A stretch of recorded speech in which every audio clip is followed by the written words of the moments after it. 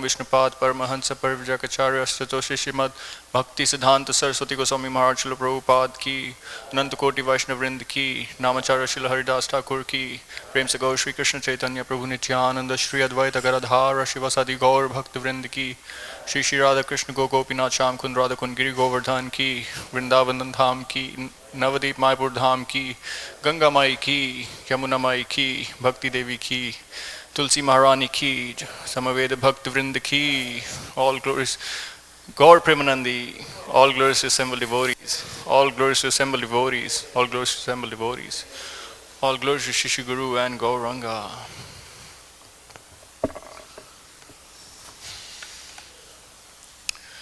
Reading from Canto 3, Chapter 32, Text 11, Entanglement in Fruitive Activities.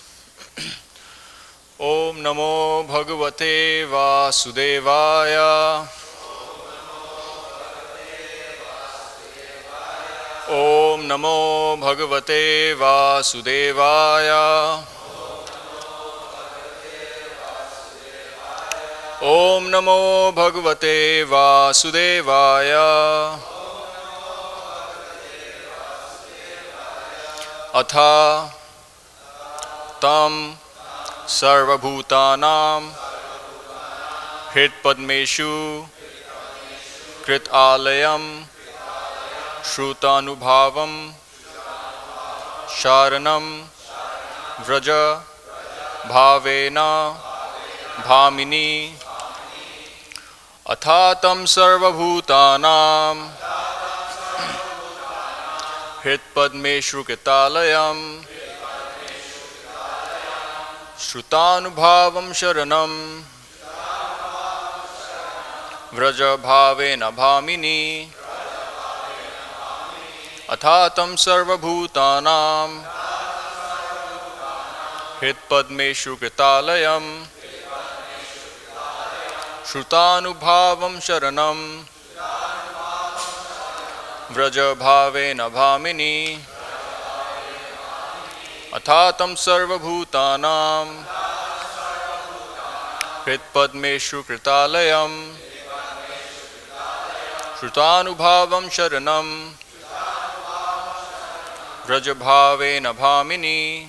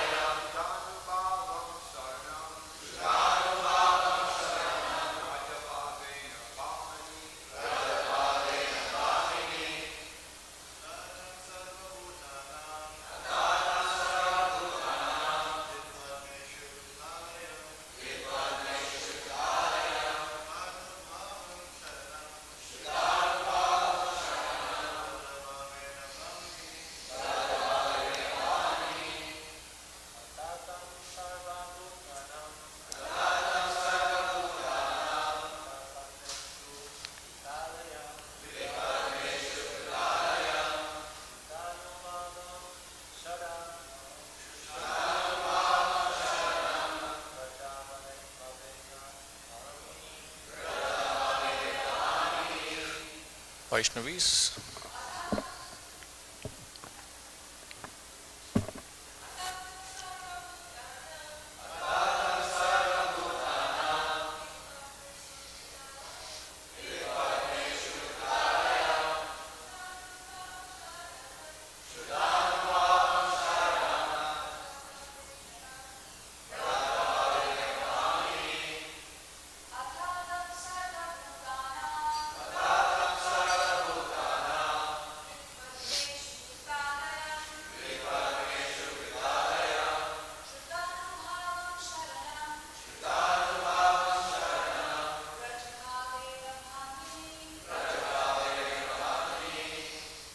Atha, therefore, tam, the Supreme Personality of Godhead,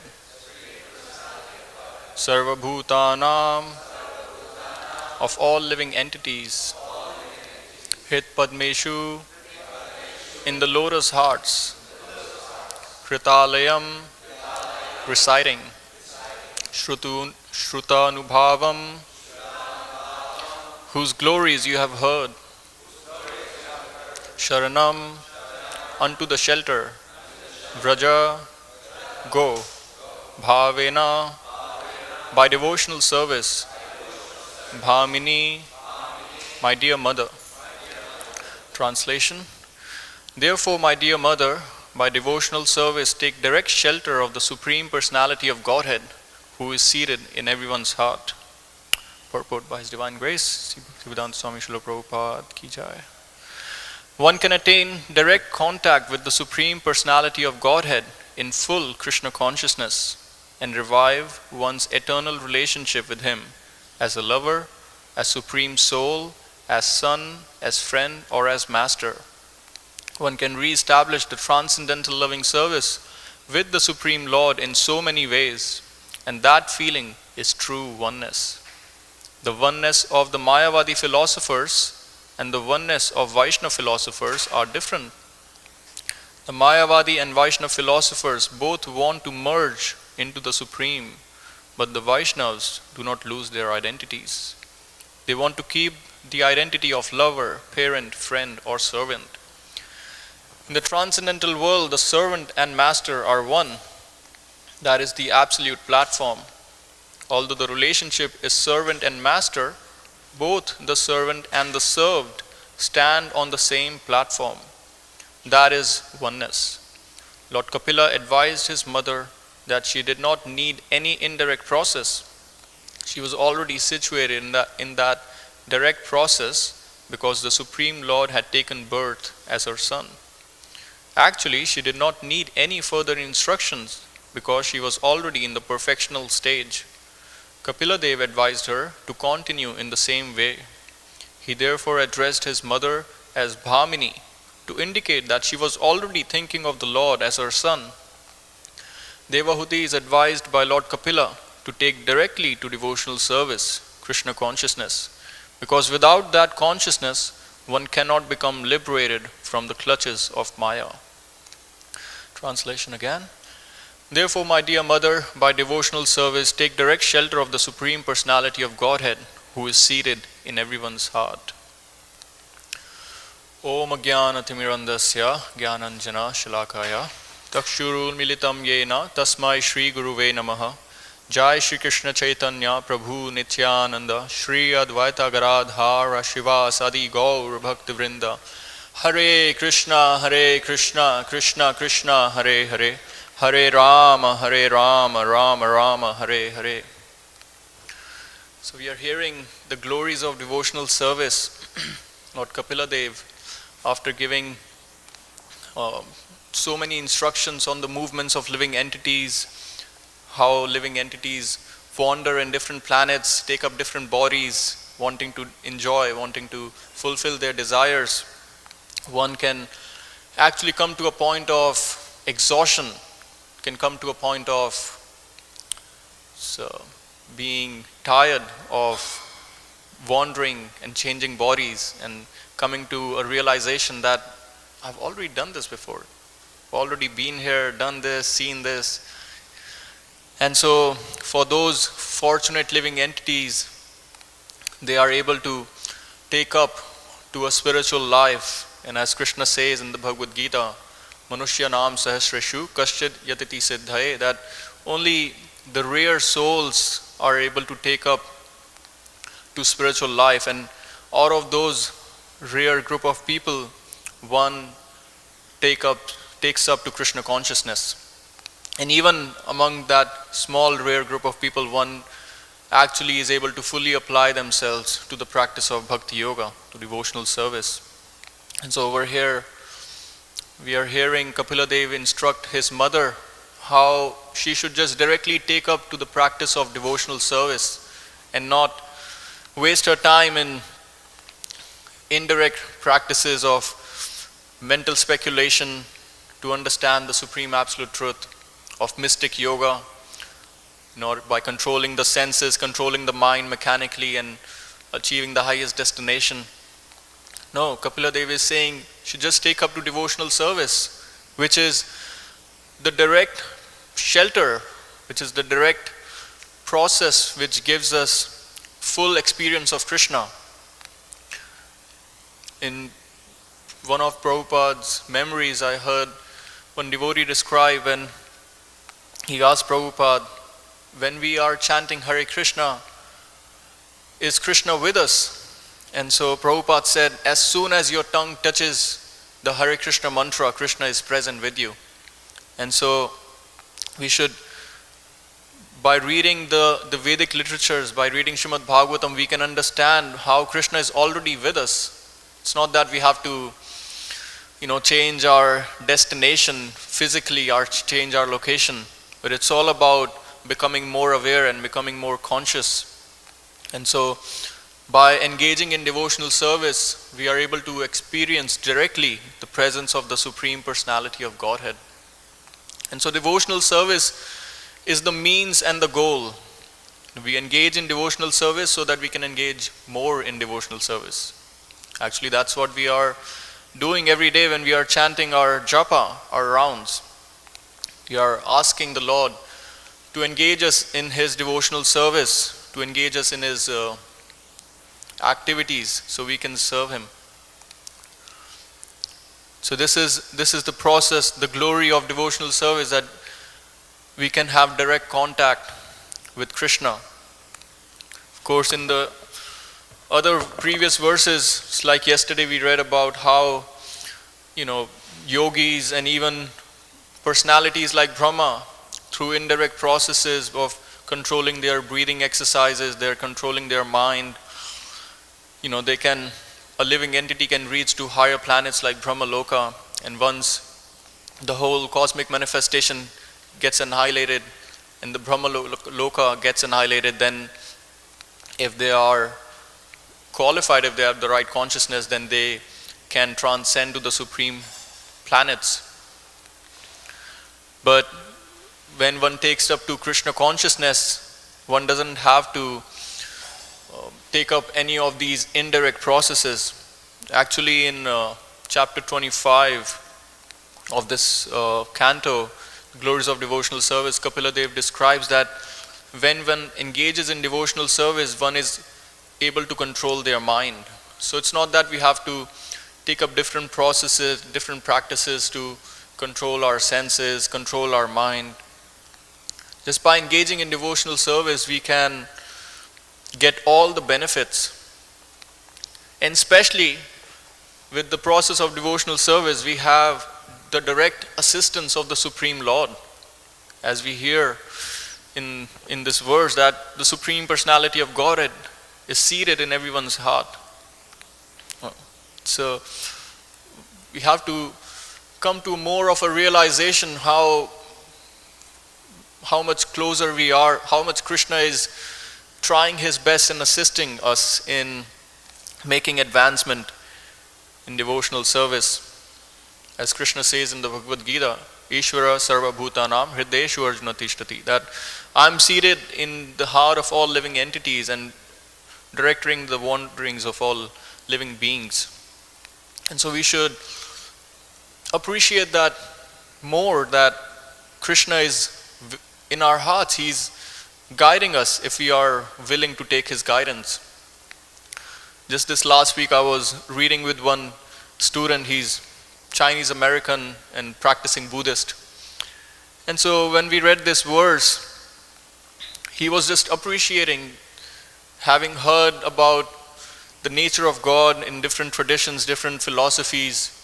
Yes, God is all good, God is all, unpartial, available for everyone.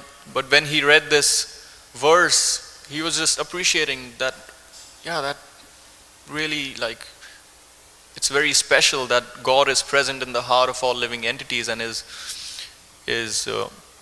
assisting and directing the desires of the living beings. And so that also shows the nature of Kṛṣṇa, that He is very kind and merciful, because He fulfills the desires of all living beings. Even when we have material desires, we are so persistent in our wanting to enjoy separately from Kṛṣṇa. So Kṛṣṇa as a loving father, as a loving friend, gives that freedom, gives that space for living entity to go separate from Kṛṣṇa and enjoy and see what their experience is like. We are just like we hear in Bhagavad Gita, for one who has resolute determination, they can do anything, they can conquer the world. Similarly, the living entities in the material state of consciousness, they are so resolute to fulfill their material desires, and Kṛṣṇa does fulfill their material desires. Even though Kṛṣṇa describes that no matter what kind of body you take, no matter what kind of circumstances you are in, the whole material package is a place of misery. Abrahma bhuvana loka puna avartino arjuna. Whether you go to higher planets, lower planets, you go to this country, that country, change jobs, change partners, take up this practice, that practice, take up a new hobby. It's all, the whole package of material existence is just miserable. So it looks glittery from outside, but as soon as you come closer, it's just insubstantial, it's very fleeting. Just like, I think I've described multiple times how when I was a little kid, my father, who was an avid traveler, would take us to holidays at least 4 to 5 times a year. And so, we go to all these mountains, rivers, valleys, and it's like all the same. What's new about it? Same mountains, same greenery. And so one time I was reflecting on these humongous, beautiful mountains and the valleys. And they look really, really beautiful. The ocean. But imagine getting stuck in that forest. Imagine getting, in the middle of the ocean with no shelter, no boat around. It's miserable. It's horrific. But yes, from a distance it looks very beautiful, very attractive. Yes, the nature is beautiful. It is beautiful, as Kṛṣṇa says. This material existence is just a spark of my splendor. But we have to understand that the nature of the material existence is just fully miserable. Dukhalayam ashashvatam. So even though that's the nature of the world that we are living in, even when living entities have material desires, wanting to enjoy separately from Kṛṣṇa, being persistent in our desires, Kṛṣṇa says, okay, go fulfill your desires. I'll give you the facilities. As Kṛṣṇa also describes in the Bhagavad Gita, mata smritir jnanam apohanam cha, that it is Kṛṣṇa who is giving remembrance, forgetfulness, and the intelligence to the living entities to fulfill their desires. When the whole cosmic annihilation happens, and when it's time for creation again, it is Kṛṣṇa who reminds us that, hey, you had this desire, you still want to fulfill it, still want to enjoy. And so the process of bhakti, the process of Kṛṣṇa consciousness is all about changing our desires. Because when we start to change our desires, we start to change our consciousness, we start to change our whole existence, and it all begins with desires. Because it's because of the desires that we are here in the first place. We desire to enjoy separately from Kṛṣṇa, and blink of an eye, we are down here in the material existence. And so just because of the desires, we are stuck in this material plane. Similarly, by changing our desires, changing our qualities of our desires, we can get out of this material plane. And how do we change desires? By regularly hearing Srimad Bhagavatam in the association of devotees. Actually, Kṛṣṇa fulfills our spiritual desires more quickly than our material desires, and especially for a devotee. As in Srimad Bhagavatam, 6th canto, it is described how when a devotee wants material desires and is very determined about it, even though one is practicing devotional service, Kṛṣṇa fulfills their material desires in such a way that the devotee would never ask for it again. Kṛṣṇa says, you are a fool, but I'm intelligent. If I give you what you want, which will hamper your practice, which will hamper your spiritual advancement, then I'm also a fool. But I'm intelligent. So that's why Kṛṣṇa is the expert physician. He knows what is best for us. Unlike when we worship or practice meditating on different demigods or higher beings, whether those beings are of other planets or of this own planet, praising and worshipping the employer or the politicians or this or that, the other. Surely they will give us what we want, but is it actually beneficial for us? That's the bigger question. Just like in India, there are so many Shiva worshippers. Everyone is worshipping Lord Shiva very ardently. I know one neighbor, last time I went home, my mom was describing, they walked some 50 miles barefoot with a lota, with a cup in their hand of milk, and just walking all this distance and then putting the milk in the Shiva lingam, and then they are so rich, so much money. Yes, so Lord Shiva is known as Ashutosh. He fulfills the desires of living entities very quickly. But we have heard in Srimad Bhagavatam how sometimes Lord Shiva also gets into trouble by fulfilling the desires of living entities. And so the point is that when we start to desire spiritually, Kṛṣṇa becomes more active. Kṛṣṇa becomes more engaging in making sure that our spiritual desires are fulfilled. In my own tiny experience, I have witnessed that. I remember for 5 years I was struggling to stay in this country, paying thousands and thousands of dollars, probably I don't even know, around every year would be paying $30,000-$40,000 just to stay in the country. I had the desire. I don't want to leave Rukmini Dwarkadish, don't want to leave the association of devotees. No matter what it takes, I will want to stay here. And it wasn't easy, because when you have options, then you start to think, maybe I can go here, maybe I can go there. So my manager was saying, why don't you go to London? We can just transfer you over there, give you all accommodation, everything sorted out, give you flights. Or you can go to Canada, we have an office there. So maybe London, maybe Canada, sure. But then, think about same mountains, same traffic, same buildings. What will be new? It's same old, same old. But for 5 years, I was just basically literally paying money to stay in the country. And then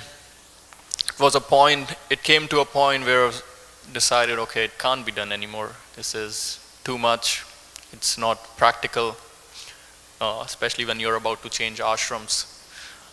You gotta make a decision, then go with it. And so we decided, my wife and I, that okay, it's time. Can't live a life like this in uncertainty, although the whole material existence is full of uncertainty. Decided, okay, we'll just settle in some other country, probably go to New Zealand, go to India maybe. So we started selling things, selling our furniture, booked our tickets. No, we didn't book our tickets, but applied for the visa, everything. And then our spiritual master came in the summer and he said, so what's the plan? Well, we are planning to leave the country, and because it seems like it's not working out. He said, well, you're doing good services here, why don't you try to stay? And so we're like, okay, we'll try a bit more to stay. And then another semester, like, okay, let's give another try to stay in the country. And then we went back to India. We went to the Dham, and we didn't know if we will be coming back to the States, if we would have the association of devotees. But we were really praying intensely in Vrindavan. I remember, go to all the 6 Goswami temples and Krishna Balaram Mandir, just praying really strongly that, we just want to go back to the States to fulfill the desires of our spiritual master. If you send us back there, we'll do something big. We're not sure what, but we'll do something for you. Please send us back there. And surely enough, after 5 weeks of stay in India, everything kind of went okay with visa, and we came back here, and we started doing our services. And surely after a couple of months, the 5 long wait year for which I was waiting to have a visa through which I can stay, it finally came through. So by the mercy of the devotees and Rukmini Dwarkadish, things are quote unquote back to normal. Then I remember after 2 weeks of coming back, after 2 weeks of getting the work visa and fully making up the mind that yes, we are staying here, my wife reminded, remember we made that vow in Vrindavan that if we get to stay here, we'll do something big, do something. It's like, yes, I remember. And she actually reminded me at midnight. She just woke up in the middle of the night and said, remember we made that vow? It's like, yes, let's talk tomorrow about it. And so yes, I think many of you know, it's just how miraculous that just by having the desire, Kṛṣṇa just makes all the facilities to fulfill those desires by having that resolute determination. Vyavasatmika buddhi ekehe kuru nandana.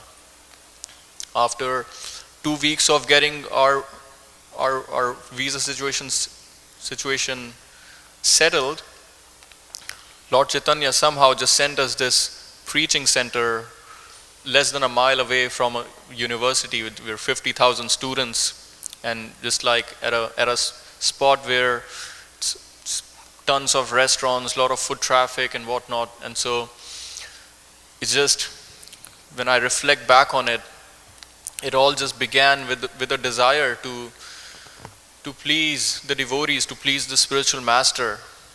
When you have that desire, just miraculous things happen.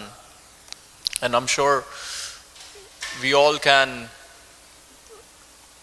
look back and see how Kṛṣṇa acted in times of uncertainty, in times of distress. And actually when we change our desires and start acting on those spiritual desires, a lot of mercy and empowerment comes, because we are, the nature of spiritual desires is that it makes us selfless and it gets us out of our comfort zone. I remember when I first started practicing kirtan, never touched harmonium in my life, that I had that desire, like I want to play kirtan, I want to make an offering to the Lord. And during COVID, I was like, okay, let me take this up. And it's not very easy to sing in public, first of all, and also just in general, it's any spiritual desire, if you think about it, a desire which is meant for the satisfaction of the Lord, for the satisfaction of the devotees, because we are not in the center of that service, of that activity. We have to put ourselves in that discomfort space so that we can do something. And when we have that strong determination, when we have that strong will, then Kṛṣṇa in our heart helps us and assists us in in our service, as Kṛṣṇa again says in the Bhagavad Gita, that I carry what you lack, I give what you lack and I carry what you have. And so it's really amazing how within our Kṛṣṇa conscious society itself, there have been so many incidences where devotees have done miraculously in their services. Of course, we all remember the glorious Chaitanya Charitamrita marathon, where Prabhupada asked for something which was, materially speaking, impossible. Printing 17 books in 2 months is, of course, if you do book production, then you would know, you can appreciate more that how it's such an impossible task to achieve. And it was done. 2 months, 17 books, including 5th canto of Srimad Bhagavatam. And so over the years, whenever devotees have acted on that strong spiritual desires, somehow or other, anything that seems very difficult happens. It becomes possible. As Vaisheshik Prabhu says, assume it's possible and just do it. Don't think twice. It's like the other day I was hearing a podcast on increasing the set distribution of Srimad Bhagavatam. And BBT last year had a goal of 25,000 to sell Srimad Bhagavatam sets globally around the world. And not just as globally as a team we distributed 25,000 sets, we exceeded that goal and distributed, I think, around 50,000 sets. And so the goal for next year for the Bhadra campaign is 108,000 Bhagavatam sets all around the world. So it might seem like 108,000.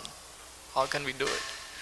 It's just take on the sutra of Vaisheshik Prabhu, assume it can be done, and we just have to just act as instruments in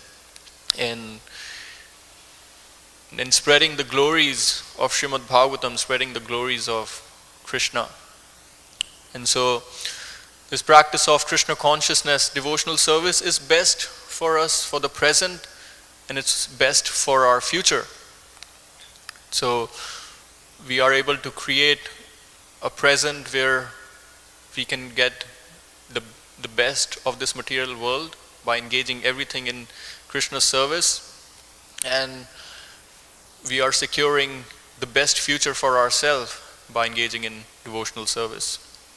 And so we should understand that this Kṛṣṇa consciousness society, it's not a religious group, it's not a religious organization. We are a devotional service organization. If anyone comes to the society, we should engage everyone in devotional service.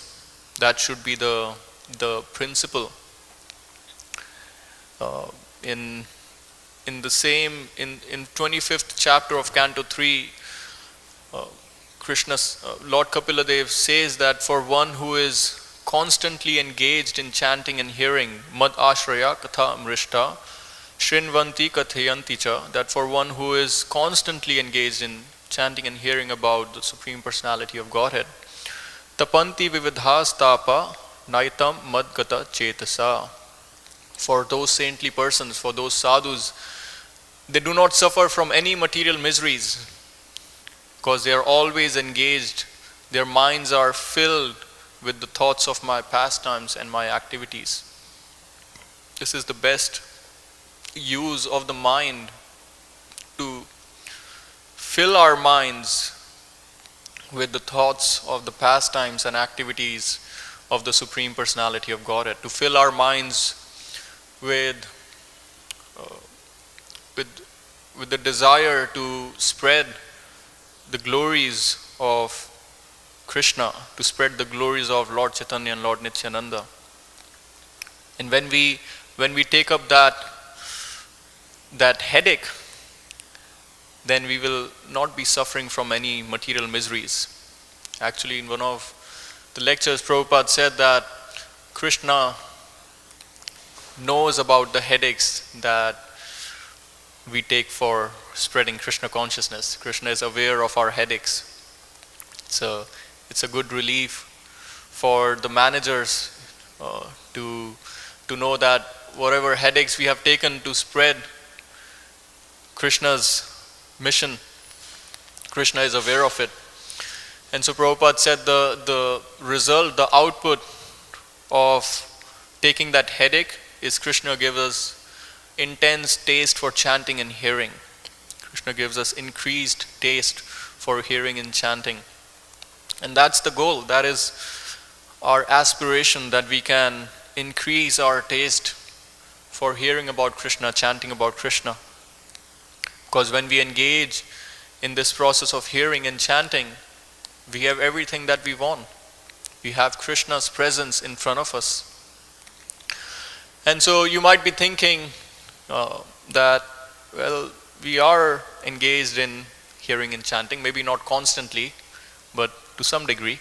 We don't really feel any freedom from material miseries. In fact, it's the other way around in the Kali Yuga atmosphere.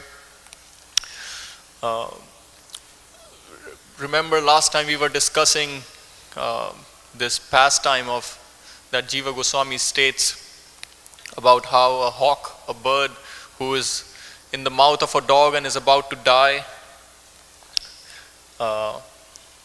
the dog starts wandering around the temple, starts circumambulating the temple, and the hawk dies in the mouth of the dog while the dog is circumambulating the temple, and the hawk goes back to Godhead, just like that. So one might be thinking, if it's that easy, how come devotional service is not easy for us? It seems so difficult. It seems so problematic. The mind can be so strong, the modes and whatnot. Jiva Goswami goes further into saying why our taste, why our ruchi decreases in our devotional activities. Jiva Goswami states from Skanda Purana that there are 6 offenses to the devotees that hamper our progress, that hampers our taste in devotional activities. Just like there are offenses to the deity, there are offenses to the holy name. Similarly, there are offenses to the devotees, to the Vaiṣṇavas. And so what are those 6 offenses? Jiva Goswami states, number 1, to kill a Vaishnava. Well, we're not going to do that. We're not going to kill anyone. Number 2, to blaspheme a Vaishnava. Okay, yeah, that can also be controlled. Number 3, to become angry at a devotee. That can, sometimes that is difficult to do. Number 3, to harm a devotee in any way. Okay, we can also check that, but the last 2 ones are very difficult to actually follow. It takes a lot of work. Number 5 is to not offer devotee a proper welcome. If a devotee comes to our abode, to our house, or to the temple, and to not give a proper welcome to the devotee is also an offense. And number 6 is to not show happiness when you see a devotee.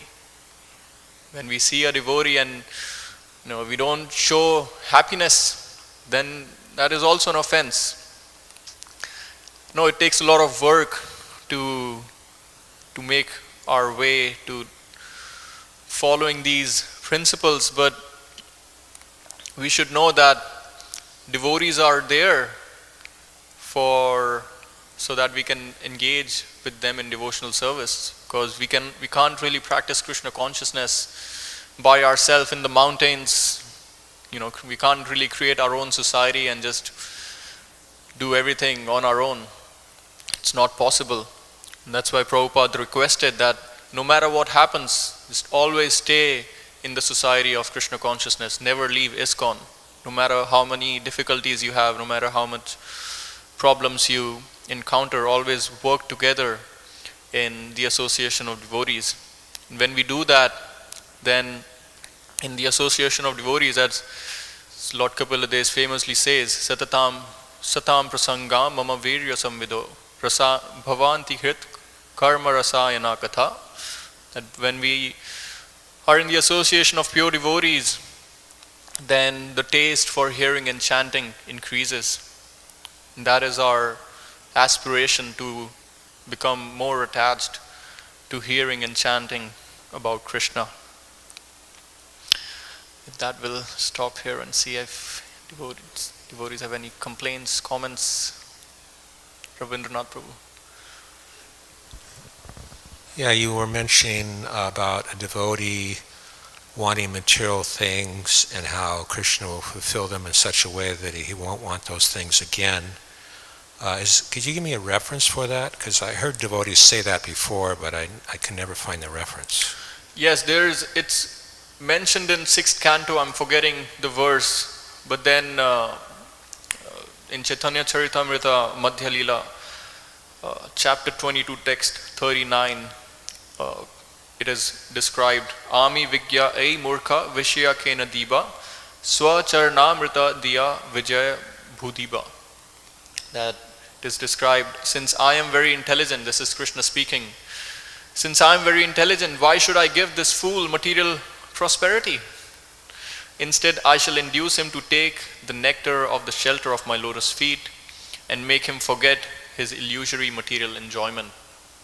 So it's mentioned both in Srimad Bhagavatam and Chaitanya Charitamrita. It's mentioned in 6th canto. I'm forgetting which verse it is. Thank you.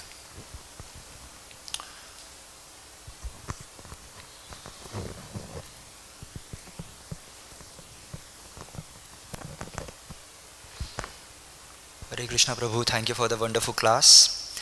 So my question is, for a person who is like following some stupid spiritual trend, what is it, like what is the factor? Is it the right time in their life, or is it their desire, or is it their like qualification which like gives them a book, like Prabhupada's book, or introduces them to a devotee? Like what is that thing?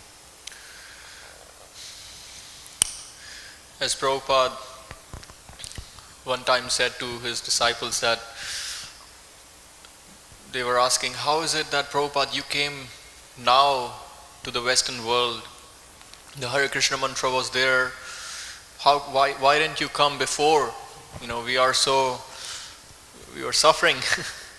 And how is it that, you know, although we are so sinful that, you know, we still are able to now take up the practice of devotional service? And so Prabhupada said, actually, I have created your good fortune. And so it is because of the devotee, the desires of the devotee, that one takes up to the practice of Krishna consciousness. Of course, when a living entity knowingly or unknowingly engages in some sort of devotional service, in some sort of activity that for helping the devotee in their services, then the living entity accrues sukriti, spiritual credits, and that gives them more, that qualifies them more to take up the book and to even understand the book. But it is because of the devotees that people take up to Krishna consciousness. Actually, it is Prabhupada says in one of the purports in Bhagavad Gita that the devotees of the Lord are more merciful than the Lord himself, because Krishna wants to bring all the living entities back to the spiritual world, but Krishna has all these strict rules. Brahma bhuta prasannatma, we first become Brahma bhuta. Nasochati na kangshati. You know, when you come to a platform of not lamenting, not hankering for anything material, then, you know, I'll give you devotional service. But the devotee of the Lord are very merciful, and they give us Krishna, even though we might not even want it. And that's why Bhaktivinoda Thakur says that I'm not running after Krishna, I'm running after a devotee shouting Krishna, Krishna, because I know that in the association of devotees I can get everything. Okay, we'll stop here. Srila Prabhupada ki, Granth Raj Srimad Bhagavatam ki, Gaur Premanand.